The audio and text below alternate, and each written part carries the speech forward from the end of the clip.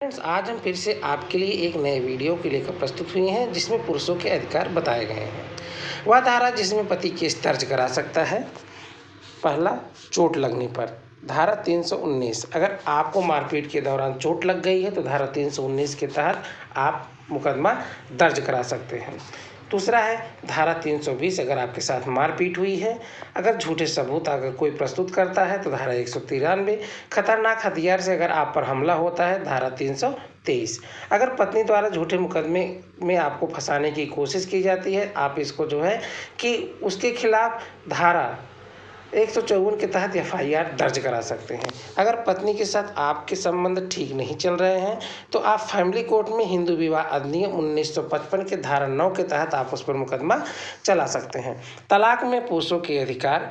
National crime record bureau NCRB 2018-19 की data में 43.1% दहेज मामले में पुरुषों की रिहाई तथा 1.5% दोषी करार दिए गए हैं। मेंटेनेंस के लिए पुरुषों के अधिकार। हिंदू विवाह एक्ट 1955 के अंतर्गत ही पुरुषों को भी मेंटेनेंस का अधिकार प्राप्त हुआ है। पुरुषों के लिए एकमात्र हेल्पलाइन नंबर 8882498498 NGO सेवा इंडियन फैमिली के नाम से दर्ज है।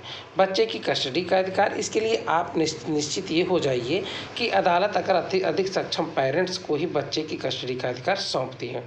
पुरुषों की IPC की धाराएं तो इसमें है धारा 324 महिला को गैर जमानती वारंट, धारा 149 पत्नी के उपद्रव करने पर, धारा 504 गाली के द्वारा अपमानित व गाली देने पर, धारा 154 के तहत प्राथमिकी दर्ज करा सकते हैं। अगर आपकी पत्नी आत्महत्या की आपको धमकी देती है तो भी आप धारा 154 के तहत उसके ऊपर FIR दर्ज करा सकते हैं। और ये साबित होने पर आप जानते हैं कि भारतीय IPC में 3 साल की सजा का प्रावधान है।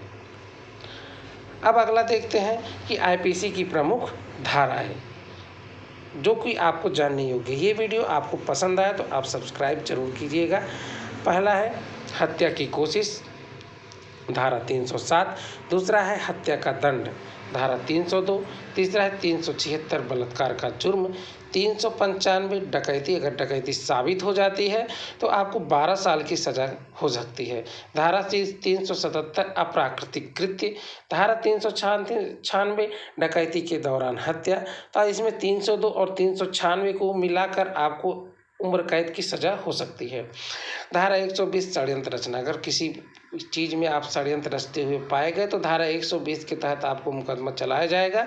साबित होने पर आपको 6 साल की सजा हो सकती है।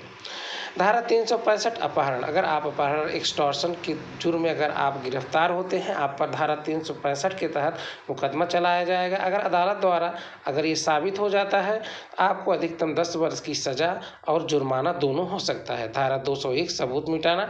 अगर आप सबूत मिटाते हैं कि कोई मिटाने का कार्य करते हैं तो सरकारी कर्मचारियों पर धारा 201 के तहत मुकदमा चलाया जा सकता है। अगला है धारा 34 समान आशय। धारा 412 छीना झपटी के उस मामले में मुकदमा चलाया जा सकता है। अब है धारा 378 चोरी। धारा 141 विधि विरुद्ध जमाव। धारा 191 मिथ्या साक्ष्य देना या कोर्ट को गुमराह करना। तो धारा 191 तहत आपको अदालत सजा दे सकती है।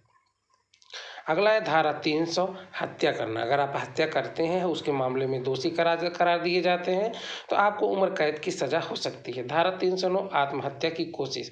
वैसे भी आत्महत्या की कोशिश विदेशों में जो है कि ये एक प्रकार से मानव के विरुद्ध एक प्रकार से अपराध है। तो अगर आप इसमें कोशिश करते हुए पाए जाते हैं और अगर आप बच जाते हैं तो आपको ज़रूर से ज़रूर सज़ा होगी। धारा 310 ठगी करना। ये भी पहले ठगी करना एक प्रकार से पेशा था, लेकिन जब से ये IPC धारा 1961 आई है तब से ये अपराध हो गया है। धारा 312 गर्भपात करना। अगर आप गर्भपात कराते हैं तो आप धारा 312 के तहत दोषी होंगे। हमारे कहने का आशय ये है कि अगर गर्भपात में अगर आपको ये पता चल जाता है लड़का है या लड़की है, इस आशय से अगर आप गर्भपात कराते हैं तो आपको सजा हो सकती है। धारा 351 हमला करना। अगर किसी पर आप हमला करते हैं तो धारा 351 के तहत आपको सजा हो सकती है। धारा 354 स्त्री लज्जा भंग, ये एक प्रकार से छेड़छाड़ वाले मामलों में लागू होता है। धारा 365 अपहरण करना, धारा 415 छल करना, धारा 445 गृहभेदन मतलब जिसको हम सेंध फोड़ना भी कहते हैं, धारा 494 पत्नी के जीवन काल में अगर आप पुनः विवाह करते हैं, धारा 494, तो धारा 499 मानहानि के मुकदमे के विषय में